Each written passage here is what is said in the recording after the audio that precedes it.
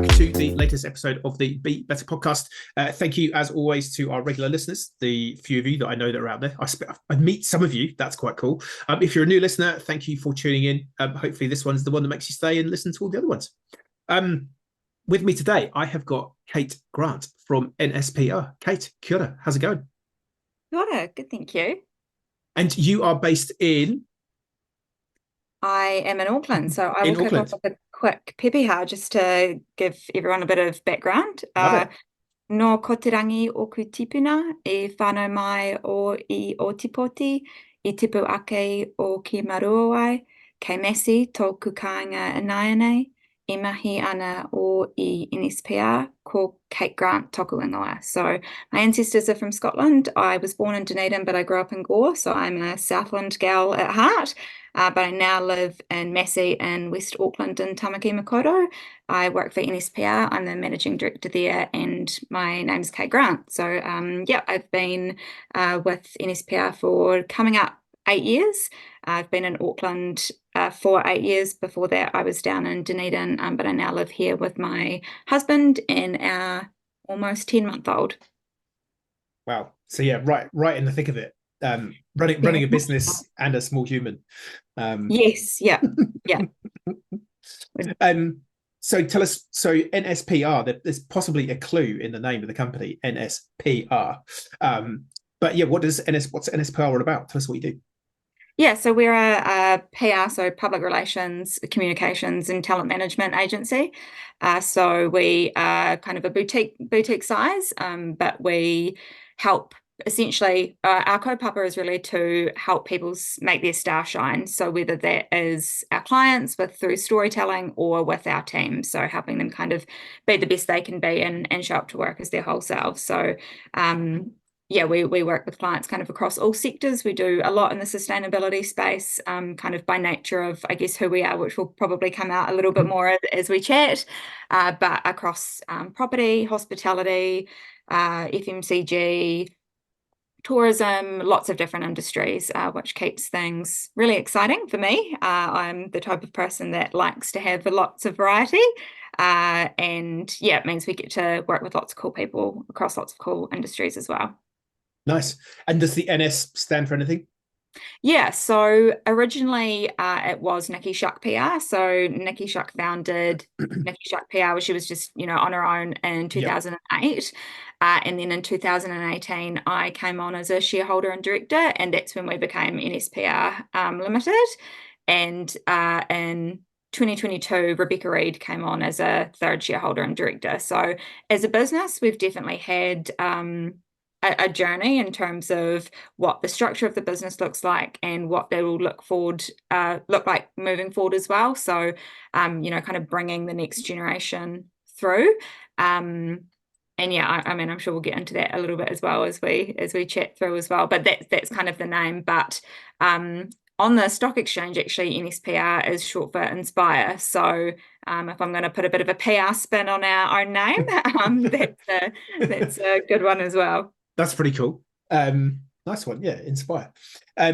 So I guess PR as an industry, it's kind of up there with industries that people might kind of go, well, hang on a minute, like how does PR do good? Because typically, I think when most people hear PR consultant, or it's kind of like, crisis consultant, like you said, we're putting a spin on something that probably didn't go so well. But hey, we're going to try and make some lemonade out of the lemons that you might have seen. So yeah, I definitely think PR gets a bit of a bad rap a lot of the time. There's terms like spin doctors and that kind of thing where it's very much trying to mislead or not convey accurately what the situation is. But I actually think PR has the real potential to actually amplify those really genuine stories. And that's, what we like to do is work with clients, big, small, kind of everywhere in between, and help them share their own stories. So kind of facilitate that, whether that's through media interviews, support with their internal comms, with their social media, their EDMs, kind of stakeholder engagement, any way they're communicating is helping to, get those stories amplified and told to the masses. And I think, being a B Corp as well, we are really particular about the types of people that we work with, because we want to make sure that, they've got the same values as we do.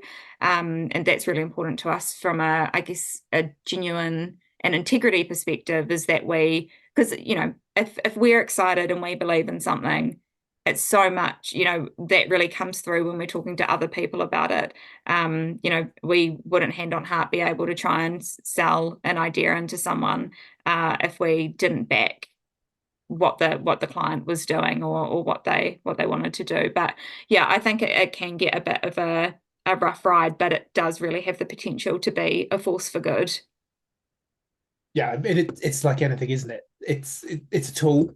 It can be used for good, or it can be used for slightly more nefarious practices. And I guess it's, yeah, taking those skills. I mean, it's an example I talk about often with some of our clients. It's like, my business is a consulting company.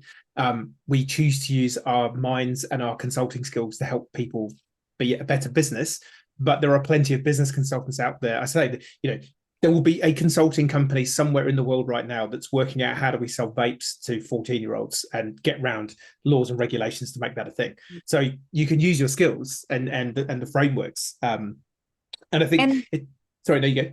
sorry, I was just gonna say, I think PR and comms professionals are more and more almost becoming more strategic advisors than just kind of, sitting in a corner, writing a press release and sending it out. We are kind of being asked to feed back at top level stuff with our clients in terms of the senior leadership team want a comms lens on something, or so we actually are kind of in a position to help them on their sustainability journey, or help them to become a better Te Tiriti partner, or have real influence to help them get. Often they're like, we know we want to get here. And I think you were talking about this on the last episode of the podcast, about people, if they're not perfect, they don't want to say this is what we're trying to do, but helping them get on that journey, and we can help influence change in those spaces as well. So it's becoming less of just we'll bring comms in at the very last second, or less of we're only bringing comms in when something's gone wrong, and it's more right at the start, really collaborative, and what value can we bring and a different perspective in terms of how things might, what might that impact in terms of brand image, or actually you should do that because it's the right thing to do. We don't have to talk about it from a comms perspective. That just might be work you guys do in the background. That mahi doesn't necessarily have to be publicized, but it's the right thing to do, and that's why we think you should do it. Interesting. Yeah, it definitely feels, when you look at the percentage mix of industry type of B Corp, marketing is up there. It's like a sector. You've got marketing, home and personal care, and tech, I think, are like three of the really big sectors that have their, that are identified, because they're so big. Yeah, it feels like that's definitely trending, or a thing right now. So have you got any sort of cool examples of any sort of campaigns or something that people might have seen, or or just a good example of how you've used PR skills for good to help demonstrate, impact and purpose and doing good? Yeah, there's a few that spring to mind. So we worked with EcoStore for a really long time. They're a B Corp certified as well, so very values aligned. We did a campaign with them last year around No Laundry Day. So the idea being that if everyone in the country didn't do their laundry on for this one day, like the hundreds of thousands of liters of water that would be saved, and that got quite a bit of pickup. The idea of encouraging people not to do laundry, is kind of an interesting one, but that's kind of, bringing awareness to, the impact that something that small, because often I think with sustainability in particular, people go, well, what's the point in me taking my keep cup? I'm only one person. It's only one coffee cup. It's not like, what's the point of me, trying to save 50 mils of water or whatever? But the idea being that, it is a cumulative effect. And if everyone got on board, then we could impact real change. Another couple, we've worked with Keep New Zealand Beautiful before. So again, really values aligned in terms of what's important to NSPR as a business. They did their national litter audit. They've done two now to show the state of the litter flux in New Zealand. And unfortunately, it wasn't great news in terms of the litter situation in New Zealand isn't great. But again, was really, we felt really passionate about communicating that and helping Keep New Zealand Beautiful to amplify those stories, so that again it's about that education piece and then also behavior change. So a real kind of tangible outcome of what we're trying to achieve in terms of that PR for good.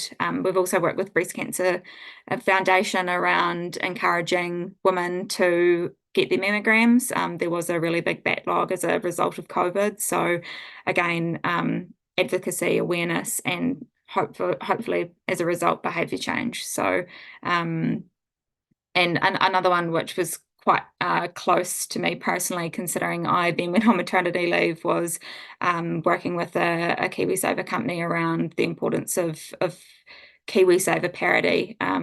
When any primary caregiver goes on leave, obviously they're not working, so not putting into their KiwiSaver, so that's then an unbalance. So just a lot around education and highlighting the amazing mahi that a lot of New Zealand businesses are doing, and then hopefully, being that kind of rabbit in people's ear, so that they hear it a lot, hear it a few times, and then that inspires change, whether that's for themselves, whether that's for the next generation, or for whatever motivates them to make a difference in their own lives. Nice. So are there any like, obviously, if people need some PR comms help, they should, 0800 Kate. But if someone's really, they just don't have the capital to invest in it, what are there any sort of like top tips that you could give around either, how to do a good campaign, or, because you look at what was the company? Thank You. I don't know if you remember them, based out in Aussie. They did some pretty high level, crazy, I guess, almost like marketing stunts. I think one of them, because they if people haven't heard of them, they used to have a bottled water brand called Thank You, and I think for every bottle that was sold, they would then put, or funds from that would then go towards putting in water facilities in African nations and other developing countries. And they were really struggling to get the brand stocked in the supermarkets in Australia. So they did a massive viral campaign where they got all the people who were already consuming their brands or their water to make a little YouTube video saying, if you stock this in your supermarket, I will come and buy it. And then on top of that, they got a helicopter and flew round the skyscraper of one of the main supermarket brands in Australia with a big one of those big banners behind it saying, like, please stock our water. And with those two pressure points, they ended up getting stocked. And I mean, that's a pretty extreme, and that it takes a lot of capital, obviously. But yeah, what are some tips and tricks that you might be able to give away in terms of some basic ideas that people could think about, or concepts? Yeah, I think the first one really is just be really clear on what your key messages are. Make sure you've got those nailed so that you are ready. So that if you're going out proactively, you know exactly what it is you're actually trying to communicate, you know what your objectives are. But also, if you're successful and there is pickup, and media do come to you and say, we've got 30 seconds to grab a soundbite for this radio station, you're ready, you know what you want to say. And I think there's less of you need to think about your audience, and then who is speaking to that audience, and then think of what their style is and what would work for them. If you're trying to target 10 to 15-year-old young males, going to a house and garden magazine is not going to cut the mustard. It might get their mother or their grandmother across it, that they can then pass it on to them. But unless that's kind of a secondary audience that you've identified you want to talk to, you've got to make sure where you're going is lining up with who it is you're wanting to talk to, and then thinking about, what kind of story is it going to be interested in? Is it radio? So are they wanting Is it going to have to be, really quick, sharp, which, radio interviews generally tend to be quite short? Are you trying for TV? So is it therefore you need to think about what are the visual elements? Like it can't just be, I've got a great idea. It'll be me talking about this for 5 minutes. There's going to need to be some B-roll that's going to have to be visually engaging. If it's print, what images are there, that kind of thing. So thinking about where it is you want it to be placed, and then what that publication or platform or outlet is going to need for that to be an appealing story that they would want to run. Nice. Yeah, there's I come from a background in sales training, and we still do sales training for B Corps and other businesses for good. So if you need some, let me know. And there's a famous story that I was told back in the day when I was going through sales training about a guy called Willie Sutton. And he was an infamous bank robber on the east coast of the US in the sort of the 40s and 50s. And he was absolutely prolific. And he was on the FBI's, most wanted list for many years. And when they finally caught him, the arresting officer said to him, Willie, we've got to know, why did you rob all those banks? To which he replied, because that's where the money was.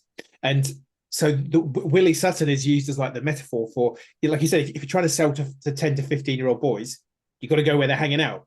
And it's like, if you're looking to rob a bank, not that I'm advocating robbing a bank, but it's like, obviously, if you wanted to get money, you go and rob a bank. You don't go and rob, I don't know, like a vegetable store, because there's going to be more money in a bank.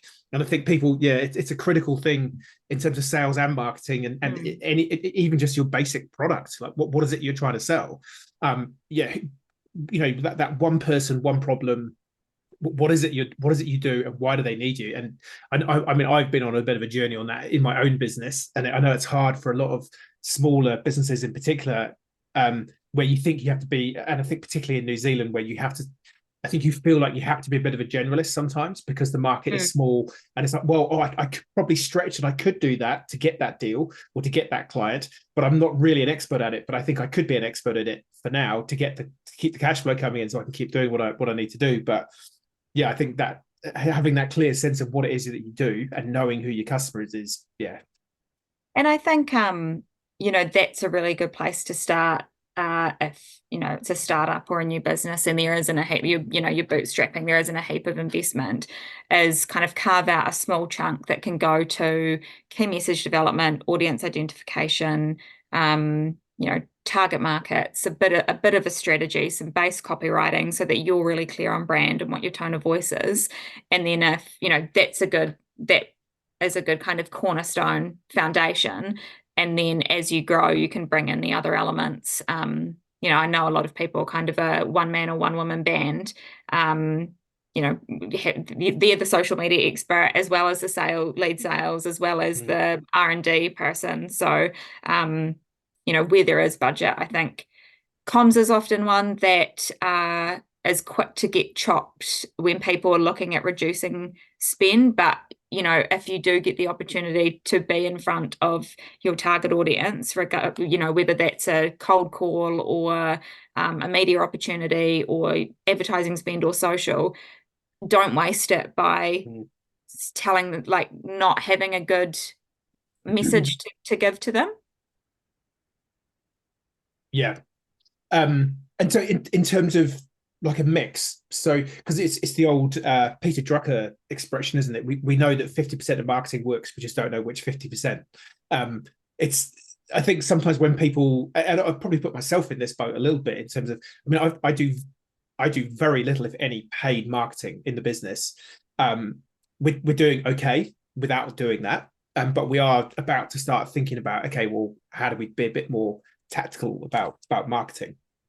And I guess historically it was quite hard to know whether, as Peter Drucker said, like we've put some stuff out there. It's quite hard to know unless you're actively asking people when they ring through, well, where did you hear about us from? Which is definitely something people should try and get in the conversation when you've got clients coming to you. But I guess in some ways, yeah, maybe people think, PR comms, it's a bit hit and miss. Like I'm going to put an article out there, and I don't know how many people are going to read it, or I might get on the radio, but is it a bunch of grandmothers listening in when, like you say, actually I wanted the 15-year-old kids? But I guess increasingly with technology and tracking and what have you, PR comms is I'm guessing as effective as a digital marketing, depending I suppose on what you're selling and what you're trying to achieve out of it. But in terms of tracking and getting data around the performance of that, is that better now? Yeah, it's still definitely, like it's not as clear cut as like a social campaign where you can go, okay, I've spent this, I can see exactly it got X amount of likes, it got X amount of comments, and I know what the ROI is. It's still very much because it's kind of dealing in that brand equity space without kind of doing pre and post, you know, really strong analysis that often costs quite a bit. It's not as kind of clear cut as the social, but you can still look at things like, share of voice in the article. Was it all about you, or were you, the fourth person quoted? And so, if people weren't interested, they will have stopped reading. What was the sentiment? Were you positioned in a really positive way, or a negative way? A lot of, when it comes to PR and comms, it's really about momentum. So, if you kind of think of I guess the marketing funnel in terms of, people know about you, then people are interested, and so do some research, and then they'll, seriously consider, what's the cost, what other things do I need to consider here, and then they'll go into action. So it's kind of that consistent messaging, so that you're top of mind. There used to be things like ASR, so advertising revenue equivalent type measurement, but we steer away from that now, and PRINZ, the PR Institute of New Zealand, don't encourage that as a method of tracking, because it's actually quite inaccurate. So that would be like, say, if you paid for a full page in this magazine, that's what the equivalent of the story is. But that's where the earned versus owned differentiation is really important. Like, if you're flicking through a magazine, often you'll go, okay, advert, I'm looking for the story. Whereas if it's a story about you, then you'll read that, you'll engage with that. That's a third party endorsement, because you're seeing that as the editor saw real value in talking about this, as opposed to, oh, they've just paid to pop that in there. This is worth reading because it's kind of gotten past all of those hoops to be worthy of a story being written about it. So it's definitely not super clear cut, but there are ways to kind of look at it in a wider sense. And then, of course, there's anecdotal stuff. We did a campaign where there was a 7 Sharp story about the client, and immediately following the story through to about 2 hours later, their website traffic was absolutely through the roof. So, yep, sure, correlation does not imply causation, but I think in that case, you could say that's a pretty direct effect. Similarly, there was a news piece in a Sunday paper, and then they had the biggest sales online that day than that they'd, I think, ever had at that point. So there is ways of tracking the effectiveness of that kind of thing without it necessarily being here's a very specific number of the eyeballs that this got on. And it's, I mean, I was talking to someone earlier this week, and they were talking about how, like, in terms of digital, this someone that they know, or they were doing a digital social media training program, something. Anyway, a company had been paying money to get their ads placed, but maybe it might have been in a controversial industry, or I think it might have been around an election, the election that just gone, and they were talking about how increasingly sometimes the companies, so Facebook, Instagram, TikTok, or whatever, you think you're getting the exposure, but they're actually throttling back how much you're being, how much exposure you're actually getting. So I think that the digital world is, I guess in the world of AI, and whilst I think it looks like it's clear, I think it's actually murkier than maybe we think it is. How many you hear all the time of all these influencers that they got 500,000 followers, but actually 490,000 of them are from a bot in Pakistan. And so I think it's interesting, and with the advancements of AI, I think this time last year, when the whole Chat GPT thing was really kicking off, that the word that popped into my head was trust. How do we know that anything is now authentic and real? So I guess in some ways, the PR comms side of thing, it's possibly its time is going to come, because it's like, well, no, well, other than perhaps the AI side of things, like, well, how do we know that this is actually the words of the founder or the owner, or yeah, but it's almost becoming, it's got the opportunity of being maybe more authentic than the digital stuff, because we don't know whether we're seeing, the video, is that real? Is this person talking on the internet? Are we even real? We could be fake chatbot AI. Who knows? I'm not that smart, people. Trust me. This is actually Yeah. me again. I think the AI conversation is a really interesting one, because I think there was a lot of um, you know, what impact is that going to have on comms in terms of, will people just plug in and go, write me a social post or write me a press release or whatever. So we've done, we're working with clients on creating AI policies as a tool to help as opposed to do, because I think, especially this younger generation coming through, if they're going to grow up with AI, that's just going to be part of what the tools in their toolkit is, the way they might use a spell check on Word or something. It's just kind of, it's going to be part of their life. But and I think that AI tools are only going to get, there's kind of like a toddler now, and it's kind of going to, as it gets more information and all that kind of thing, it's going to grow. But I think it's about how it's used, as used to help as opposed to do, because it actually could take you 4 times longer to fact check something that is put out than it would have done to if you'd actually just written it yourself and maybe asked it to spell check for you. So there's, I think there's potential pitfalls that kind of people need to be wary of and supported through, so that it's not like a hard no, we're not embracing that at all, but using it in a way that's actually impactful and can be effective. We're back to the start of the conversation. It's a tool. It's it's how you use it. We went to the States over New Year, and in Phoenix, Arizona, they have got self-driving taxis. Oh my God, scary. Yeah, so it you just see this car pull up next to you at the lights, and there's nobody in it. And you're like, hang on a minute, and then it drive, and it's just like, yeah, no, thank you. You just have visions of being in a horrific car crash with it. It's like, well, what, well, I don't know. It steals you and takes you off somewhere. I don't know. Yeah. Yeah, and look, I'm sure there's going to be a whole lot of conversations around ethics and AI, and in every sense, not just comms, in every industry that it's used in. I mean, they're already starting to kind of happen now, but I think that's definitely an area we're going to be seeing more of. Yeah. The other, I was just thinking as well, the first job I had after university was working for a company in the UK, in Bristol, so I was doing telesales, selling advertising space to companies in these journals. And I'll never forget that the line we were supposed to use, one of the lines we were supposed to use, I only lasted 6 weeks. I realized how dodgy this place was. One of the lines we were supposed to use was, it'd be like, look, Kate, this journal isn't going to be read. It's going to be referred to. It's like this journal is going to be sat on someone's desk for 6 months, between issues.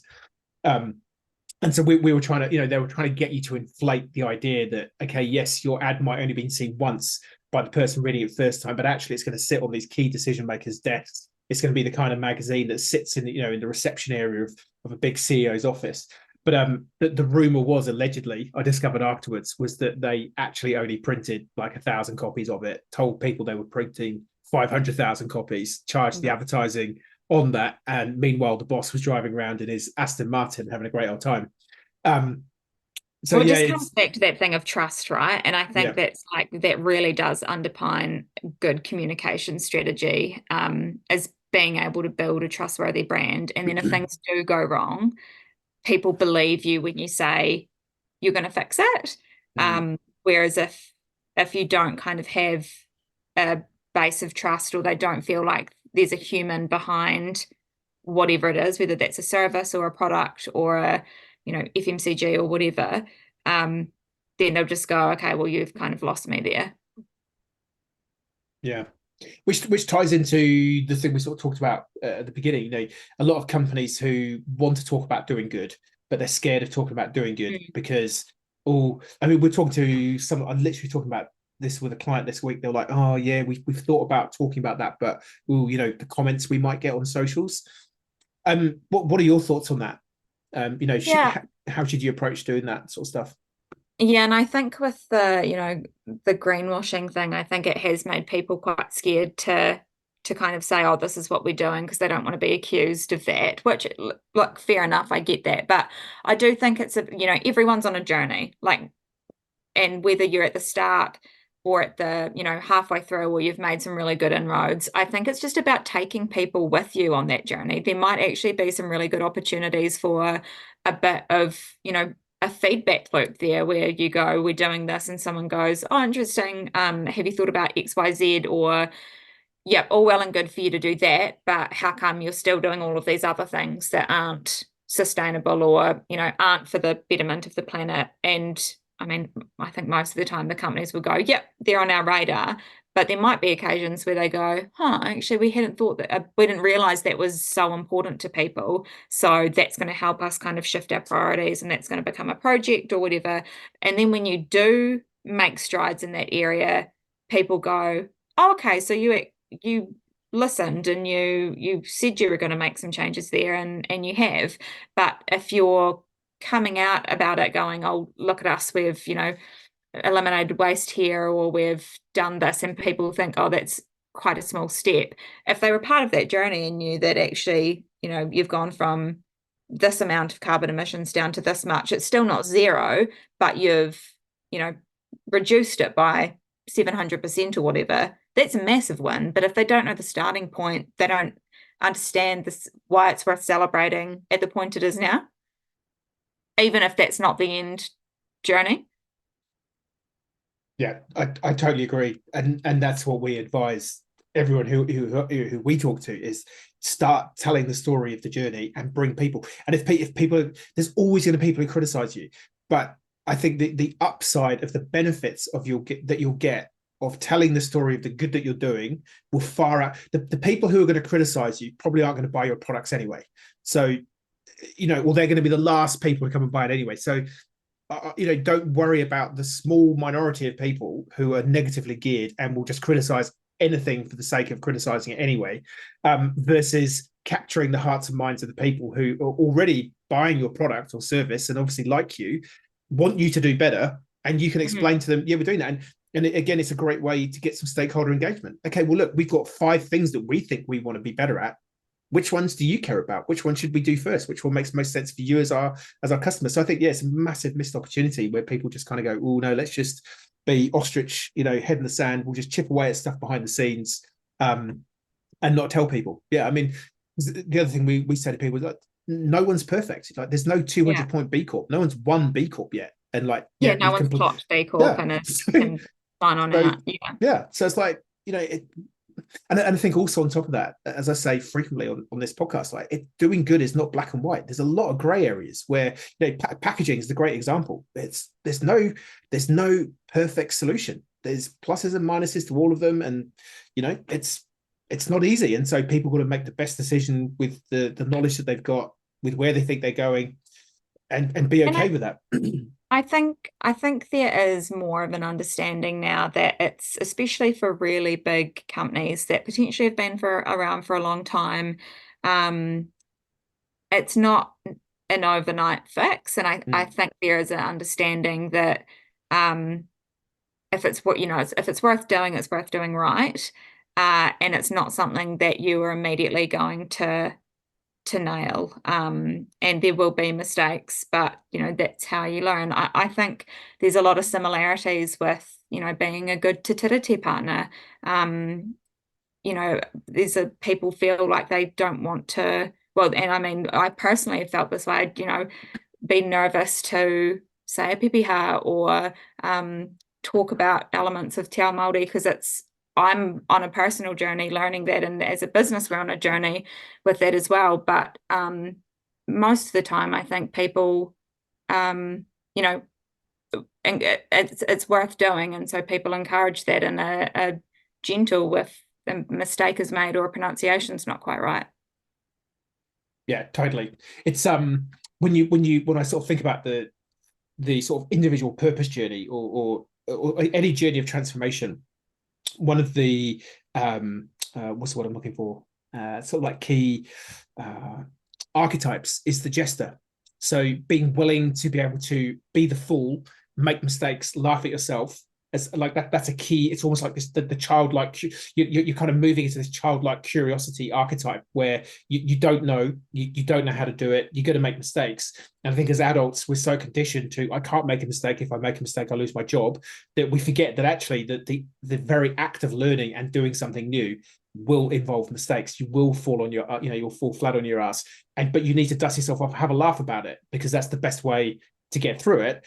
But as long as the intent behind it is the right thing, and part of that process is also the sort of like the phoenix, the burning off the feathers. Okay, what are the things that we don't want to do anymore? They've got us to where we are today, but we recognize that that's not a cool way to do it anymore. So yeah, it's sort of very aligned that in my mind, that's sort of that journey of transformation. And yeah, just being willing to have a go, and yeah, you're not gonna, it's unlikely you're gonna nail it first time, and that's okay.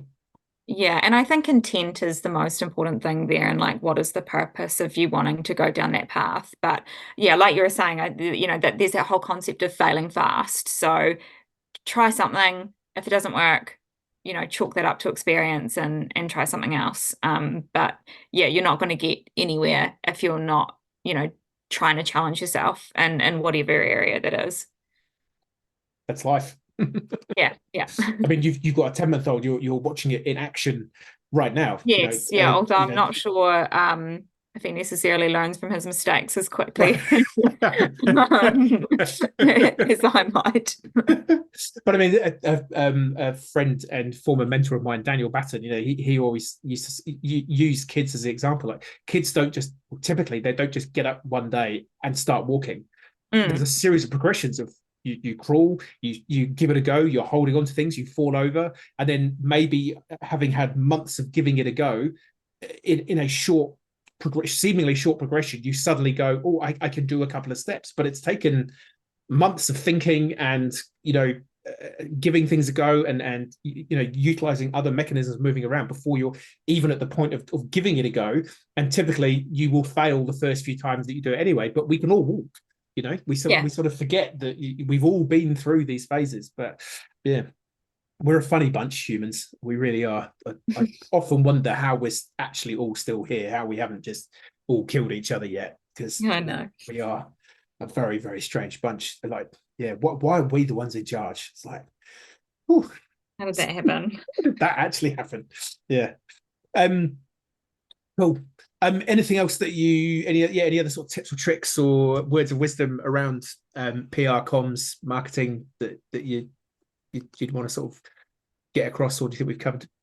No, I would just say I think don't treat it as a nice to have. I think it's really important and kind of really comes down to the core of whatever it is you're doing. You need to make sure that when you are talking to people, you're talking to the right people in the right way and at the right time. Nice. That's a great way to sum up marketing, PR, comms. Talk to the right people at the right time, the right way. Nailed it. You should be in marketing or PR or comms. I will look into it. Thank you.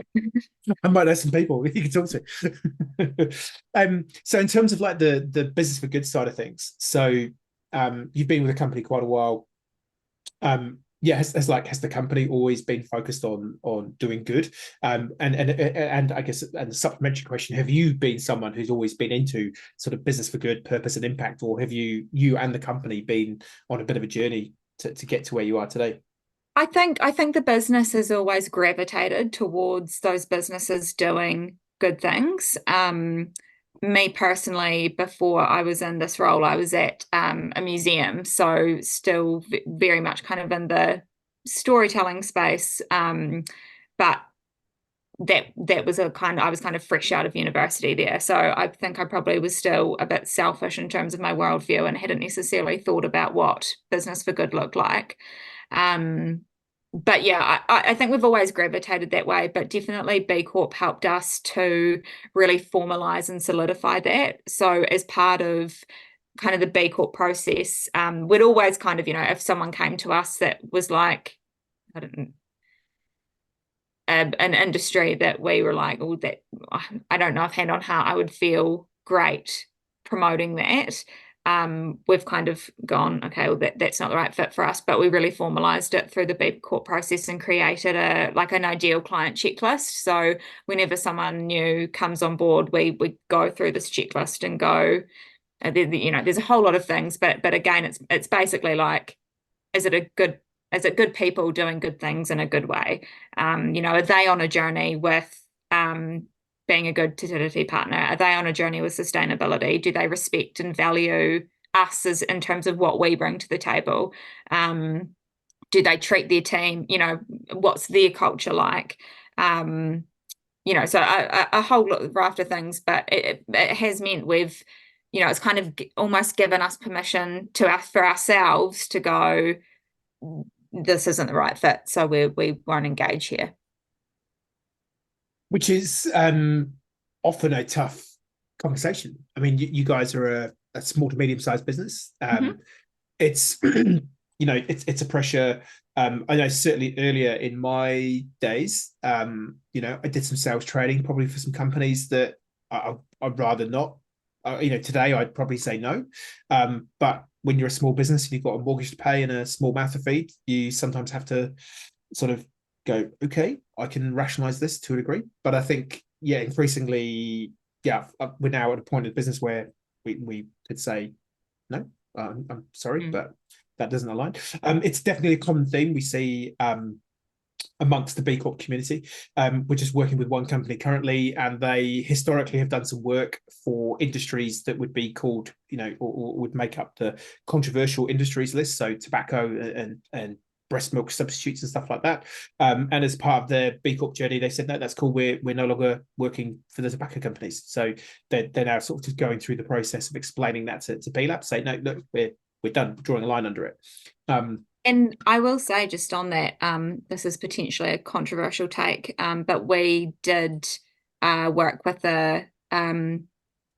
one of their products was breast milk substitute for this client, but I actually really strongly believe that is an important product to offer. Obviously, I've just had a baby myself, so I kind of know firsthand that it's not necessarily all rainbows and sunshine, and for some families, actually, breastfeeding doesn't work. So there needs to be a safe, nutritious offering. So that is kind of the one where I go, actually, that's a bit more nuanced than Totally. tobacco or oil. But I felt hand on heart, I could back them as a client, and I felt they were doing really good work, and so I was prepared to maintain that, as opposed to dropping them for the sake of B Corp certification. And B Corp understood that as well. They understood that rationale. I think, I mean, I agree, because when our daughter was born, she just wasn't getting enough nutrition, to the point where when she was a few months old, we went to lunch with a mate of mine who's an anaesthetist, and one of his other mates is she's not an obstetrician. I think she might have been a gynecologist. Anyway, and my mate Adam, his wife is a nurse, so quite a lot of medical professionals around the table. And the next day he rang me and said, hey, you just mentioned that my daughter, she was in the lowest percentile for height and weight, her hair's not growing very much.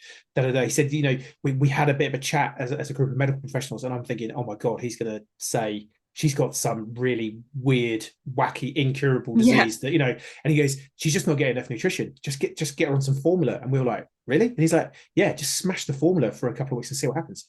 Smashed on the formula, she suddenly started growing, hair started growing. And I remember when we're going slightly off piste here, but when my wife was in the hospital, just having given birth, we sort of said, we get to the point and say, look, she hasn't eaten for a couple of days after being born. And we had an obstetrician, and he said, just tell them to get you some formula. And so I had to go to the front desk. I had to sign a consent form, like a medical procedure consent form, to get some formula. And I was about to, we were both fairly sleep deprived and stressed as new parents. I almost lost my shit with them, because I was like, I literally was working in a medical profession at the time. It's like, why am I having to do this? Like, this is just absolutely ridiculous. My daughter is starving, and you're making me jump through hoops to get. Anyway, I think for B Corp, the because there has been some nefarious activity with breast milk substitutes in developing countries where and I think that's Yeah, possibly and look, I more of the totally angle. get the Yeah. WHO guidance, and and yeah, particularly in New Zealand, I know everyone adheres to that really strictly, but Yeah. and of course, like obviously we want to make sure it's as safe as possible. So I 100% understand why Totally. that's part of the Yeah. B Corp thing, but that is the one where I'm always like Yeah. nuanced. Yeah, yeah, 100. I think, this is the thing. For me, I believe B Corp is the best framework we've got. It helps put people really connect to the idea of doing good, purpose. How do we start it? It's a great framework. It's not perfect. It's not the silver bullet. I said that time and time again. There's plenty of stuff in the B Corp assessment. There's some stuff I just don't agree with. That's how we solve that problem. But I'll provide that feedback to B Lab. But in terms of an overall heuristic framework to get us going in the right direction, it's the best that we've got, and that's I why I must support say it. the B Corp team are always incredibly helpful. Like, if you've got the amount of resources available there, we've asked them to join us we've asked PRINZ, the PR Institute in New Zealand, to run a B Corp for Communicators workshop and B Corp month, panel Nice. discussion B Corp month. And they are like, so keen to be involved, super happy to. The amount of resources, they're always there to ask questions. So it's definitely, they're super open to that kind of feedback. And obviously they're going through the kind of changes to their thing. But yeah, and there's never going to be one size fits all, right? There's No. always going to be, Yeah. we're a contractor model business, so there's intricacies for us when we're going through that. But yeah, it's never going to be one size fits all. But I think the again that it comes back to that intention, right? And the intent is to help everyone be better, and I do think that's what they do. Yeah. No, I agree. So when did you come across B Corp? When did it pop up on the radar for the business? A few years ago. So obviously EcoStore I mentioned are our client. So they were going through their certification process and eventually got certified. And we were, we hadn't really heard too much about it at that stage. I think it was, kind of early-ish days. I think there's still a bit of an education awareness problem around B Corp, but that's another conversation. We can part back to that.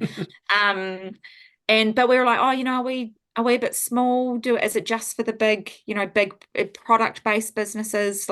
And they really encouraged us to look into it and to go for it. So I think we started, it must have been 2018, 2019, where we kind of went to a couple of sessions run by B Corp to kind of look at what was required. And we were like, oh, okay, this is very much a big project. This isn't like a couple of days, fill out a couple of forms and you've got a tick type thing. There's a lot of work that needs to be done. And then obviously the pandemic hit and we really just needed to focus on looking after our team and looking after our clients. With clients in particular, I think one of the things with COVID was it actually became really clear how important comms were. Things were changing constantly. People wanted answers, and often, a client couldn't necessarily give it to them, but they could say, with the information we've got at the moment, this is what's happening. We'll update you again. So that kind of immediacy was really important. So we got pulled in for particularly internal comms or just customer communications, as well as the wider PR. Help with their social media, that kind of thing. So that kind of really took our focus for those years. And then 2001, kind of when we were coming out of that, we had the capacity to go, okay, let's actually look at really tackling this and getting it across the line. Nice. And highlights, lowlights, good, bad. Was it anything, I think the question I'd like to know is was there anything that you were particularly surprised about that you were like, oh, we didn't know that we were doing that? Or there were a couple of things. I think we were really pleasantly surprised at things that we were already doing that, but it gave us the opportunity to formalize it. For example, something we'd implemented with the team before we looked at B Corp was we have a 7 till 7 policy. So don't send any internal emails after 7 p.m. and before 7 a.m. Unless it's obviously urgent or a client need that's really important, in which case you'd pick up the phone and give them a call. And that was just internally with the team. and we did a bit of analysis there and looking at how many emails came through between those hours, like 95% of them were internal. So, and that was kind of just about respecting the team's family time. Hailed and whānau, health and family, are two of our core pillars at NSPR. So it was about respecting that everyone in a world like comms, which is 24/7, whether you like it or not, often there's an expectation that you're kind of there's an expectation that you're kind of there 24/7. Which, often if you, and it's not that people couldn't work in those hours if they wanted to go to swimming sports from 2 to 4 and then pick up some work that night, totally their prerogative, all good. But it was just about, giving permission that you didn't have to be available to me or to Nikki or to Rebecca or to the other directors at that time. And so that, when we came to do B Corp was like, oh, okay, well, that obviously really aligns with the workers pillar. Didn't know like that we didn't do that because we wanted a good B Corp score. That was just something that we'd already wanted to implement for the team, and great that's kind of, so there were a few things like that it was really nice to know that we were kind of on the right track already. We weren't kind of starting from scratch. I did like often looking at policies kind of not forced us, but encouraged us to go, okay, well, actually, what does that mean? Like if we say we want, a culture where everyone's respected and we'll do something about it if you feel like that's not the case, what does that actually mean and what are those steps? So it was quite, I enjoyed that part of the process of actually getting to delve in a little bit deeper into things we were already doing, but maybe clarifying them a bit more. And yeah, formalizing them, I guess. But yeah, I think probably what we were most pleasantly surprised with was that there were things we were already doing that were on track with the type of company we wanted to be. Nice. And that's a pretty common refrain from the people we hang out with. They're like, they were already thinking like a B Corp. They have like I said, the mindset and intent was there. We want to be a better company. We're doing some stuff. Wow, that's cool. We didn't realize that actually that was pretty good. But hey, here's a framework that lets us understand what we could do. And also, okay, let's actually start documenting some of this stuff so that we can actually prove it. And particularly, I think we typically find when there's sort of owner operators or director operators in the business, like in your head that that's what we can do, but it hasn't necessarily always been explained to the team that we have a flexible working policy. There's a couple of companies we've worked with where the CEO like, well, in my head, I knew that you could all do that, but I just hadn't told you that. And so sorry, but now that's a policy. Now you all know. Yeah. And yeah, it's like, it's all well and good for us to go, oh, we're health and family first, but like, what does that mean? And like, what is there to back up that is actually the case? Yeah. So it was good just for, I guess, a bit of self-reflection and there are other elements that we weren't necessarily doing anything in, and so it was great for us to go, okay, well, let's look at this, like for example, community. As part of the B Corp process, we introduced like a more formalized policy where we would pay for volunteer time. So you get to choose what it is. It has to be a new charity. So it's about, encouraging further give back into the community as opposed to I'm already doing this and now I can get paid for it. Yeah. But, previously as a team, we'd, on work time, we'd pay the team, but as a group, we'd go and do like a beach cleanup tied to Keep New Zealand Beautiful Cleanup Week or something. But this was more about encouraging them to give back to the community, but in a way that they weren't disadvantaged by. They didn't have to take, not get paid for a day at work to go and do that. They could do both. Nice. Yeah, it's super cool. Love what you're doing. And so what does being a B Corp mean to you now that because when did you certify? Were you 22 or 23? Yes, December 2022. Yeah. So yeah, what does it mean to you since you've been certified? I think it's just a really good like lens to view everything with. Like it's we're really proud of being a B Corp because we're proud of the work that means that we've been able to do, or the work we've done on the business to kind of get to this point. And I think it's a good lens to kind of view lots of things through. I think being a good B Corp moving forward, it's really important to us to be a good Te Tiriti partner as well, so we can hand on heart say we're a good Aotearoa New Zealand company. And we've taken steps for that as well. We've brought on a cultural advisor, the same way we would a legal advisor, which we have, or a financial advisor, which we have. And it's, I think, about continuing to take steps in that direction, like we were talking about before. Like, it's all a journey. But I think B Corp is a really good motivator to, and like it just helps you see the areas where you're not as strong, and helps you put a plan in place to make steps in those areas. Couldn't agree more. It's yeah, it's like I say, it's not perfect, but it's a great place to start. I think quite often some people, I think historically people have felt B Corp isn't like this unattainable status that a handful of companies have had, which historically it has been quite a small, well, it is still a small number.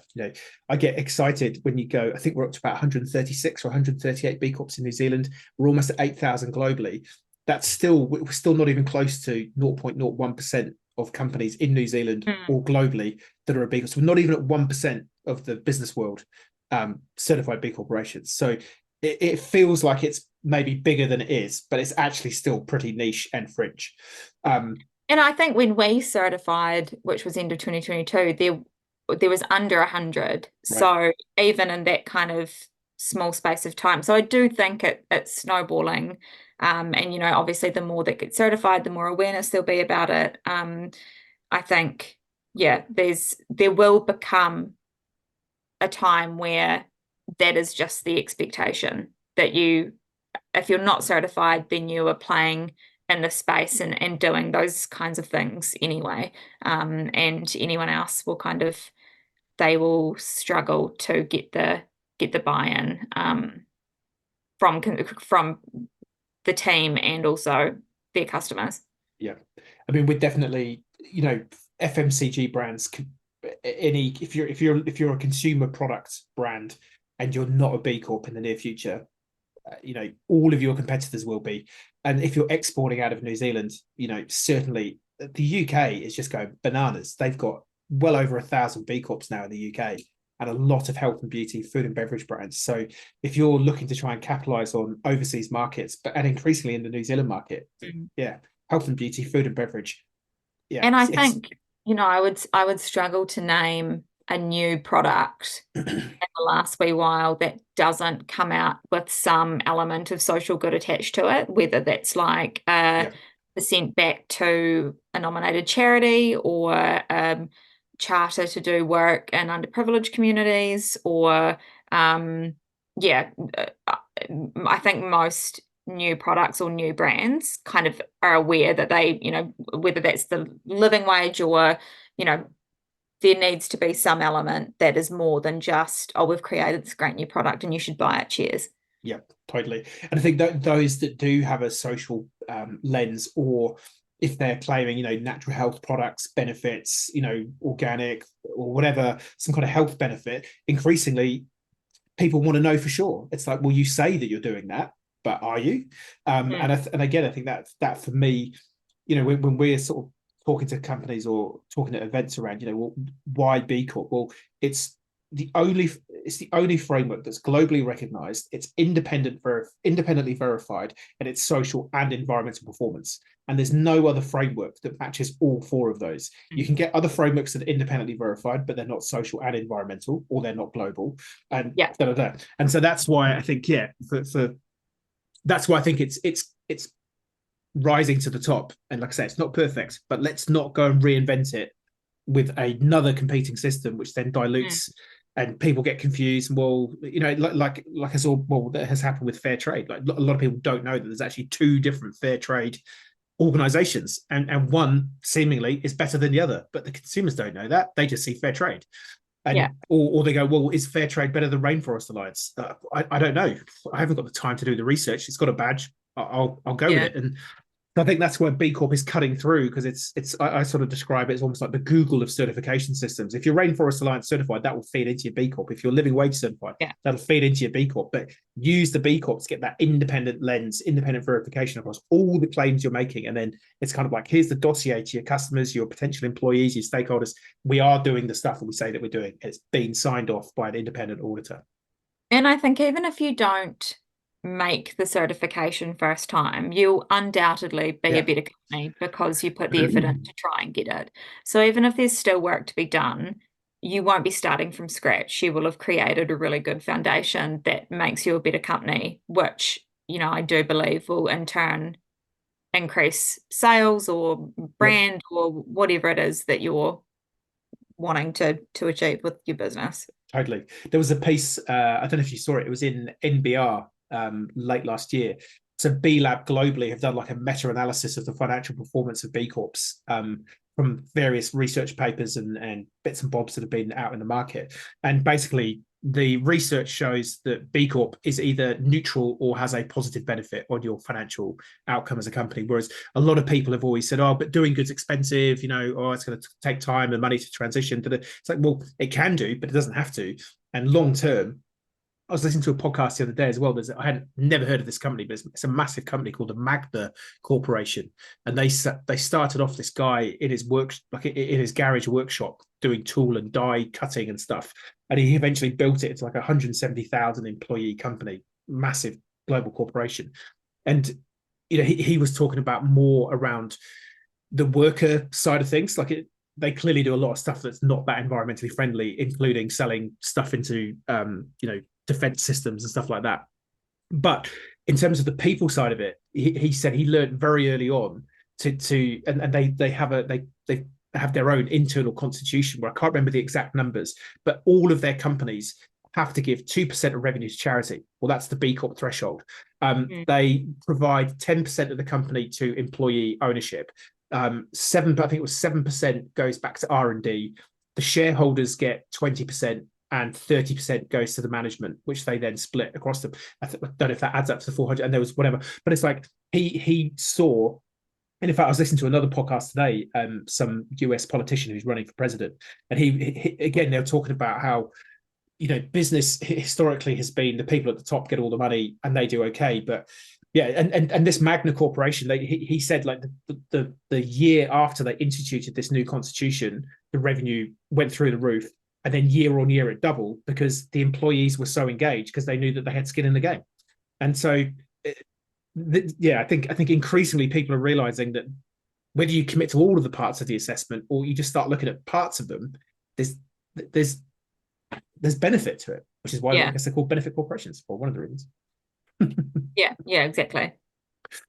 Cool. So what's I guess like looking into the future for B Corp, where do you see the future of B Corp going? I mean, you sort of mentioned it's I think most of our guests hint that it's going to become business as usual, but yeah, beyond that, what do you think the future holds for B Corp?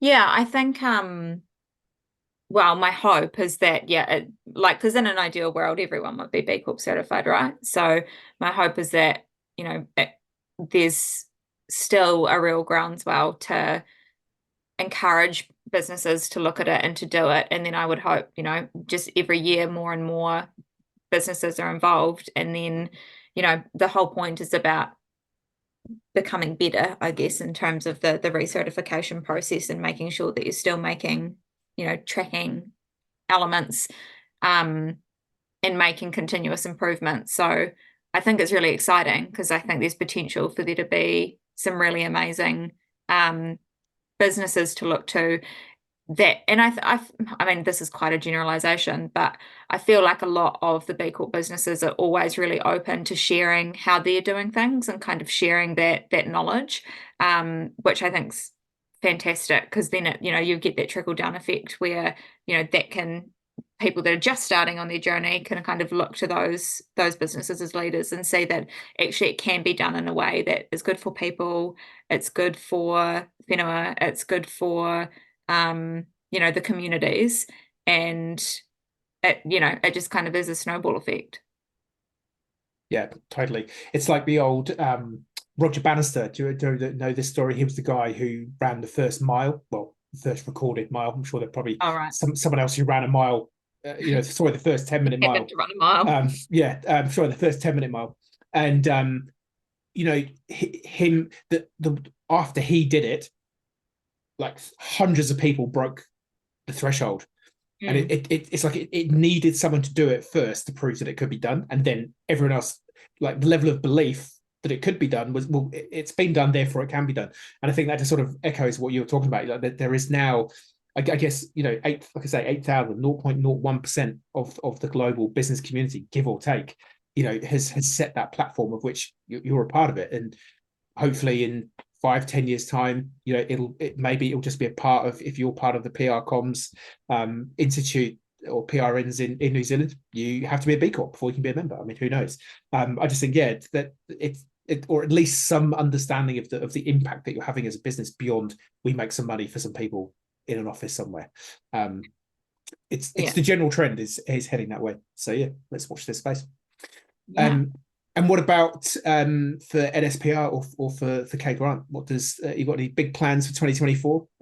Or just we've got surviving parenting. That as well. But we do have some really cool projects coming up. I can't say too much about them, but watch the space. But we've got some new clients that we're working with. We've got our kind of long-standing clients that we've got exciting projects coming up for just really looking forward to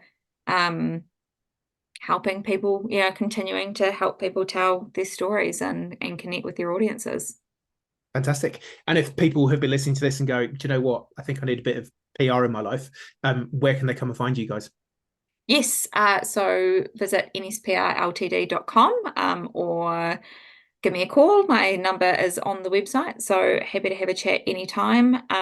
We love just connecting with people in general. So even if, comms isn't right for you right now, super happy to have a chat around your business and what you're wanting to achieve and how we might be able to help, whether we can often, with businesses, we kind of become an extension of their team. So we're kind of like a wee bolt-on comms unit for them, or can help with strategy and getting them set up before they kind of launch into stuff, or if they're launching new products or a new brand. We'd love to hear from anyone and everyone.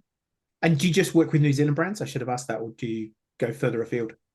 No, we do have some Australian clients, but predominantly in New Zealand. Cool. And all over the Motu, all across the country. So particularly look if someone's B Corp certified or on the B Corp journey, we'd love to chat. And hopefully they will reach out. And if you do reach out, having listened to this podcast, please mention this podcast, because then Kate will know where you came from. Yes. And we'll close the loop. It would be amazing. Hey, awesome. Thank you for your time.